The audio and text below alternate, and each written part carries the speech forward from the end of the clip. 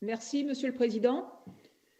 Dans la crise que nous vivons, la coopération et la solidarité entre pays sont des éléments essentiels dans le monde et chez nous en Europe. Cela vaut pour la question de l'épidémie, mais cela devra s'imposer tout particulièrement pour la période de sortie du confinement, quand cette période interviendra. Nous le savons, cette sortie ne se fera pas de façon simultanée pour tous les États membres. Par exemple, l'Autriche et le Danemark ont d'ores et déjà annoncé des plans nationaux de levée progressive des mesures de confinement. La question du contrôle sanitaire aux frontières intérieures de l'Union européenne sera donc posée. Et je crois qu'il serait vraiment préférable que les décisions prises le soient de façon coordonnée entre pays et non dispersée. Cela vaut pour la gestion sanitaire de nos frontières intérieures, cela vaut aussi pour la gestion sanitaire de nos frontières extérieures et pour les règles qui s'imposeront dès lors aux ressortissants des pays tiers.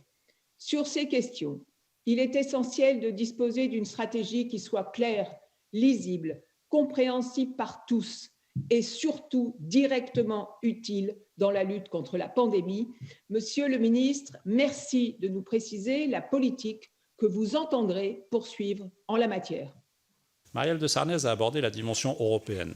Je la rejoindrai sur son caractère essentiel. Ce que je peux vous livrer, pour avoir participé à quelques réunions sommets sous forme JAI à des ministres de l'Intérieur, c'est que la prise de conscience du risque a été assez tardive.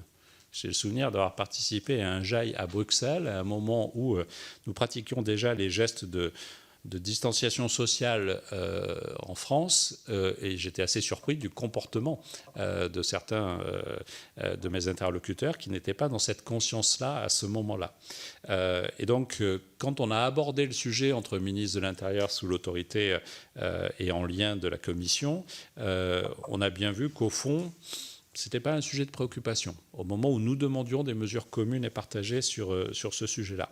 Ensuite, il y a eu évidemment ce que nous connaissons et la prise de conscience totale de chacun des pays.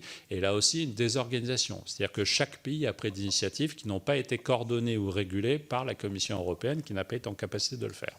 Ce que je peux vous dire, Madame la Présidente, c'est que du côté français, nous avons veillé à chaque fois qu'il s'agisse dans l'ordre de l'Italie, de l'Allemagne, de l'Espagne, puis de la Belgique et en lien, c'est un peu particulier, avec le Royaume-Uni, à ce que, de façon systématique, les décisions soient coordonnées, anticipées en 24 heures et mises en œuvre en commun avec des mesures de réciprocité visant à toujours protéger les transfrontaliers qui travaillaient.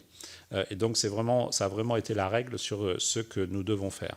S'agissant des perspectives à moyen terme, c'est le sens de votre question, je n'ai pas d'éléments de réponse, mais si la stabilisation était parfaitement homogène dans l'espace européen, les restrictions actuelles aux frontières intérieures européennes pourraient être levées. Mais si, à l'inverse, on voit qu'on a des foyers pandémiques qui subsistent en Europe après la maîtrise du Covid dans l'Hexagone, nous pourrions privilégier soit des contrôles à nos frontières nationales, soit l'établissement de contrôles par tous nos partenaires européens avec ceux des États membres où le virus reste en circulation active. Voilà ce que je peux préciser par rapport à nos réflexions.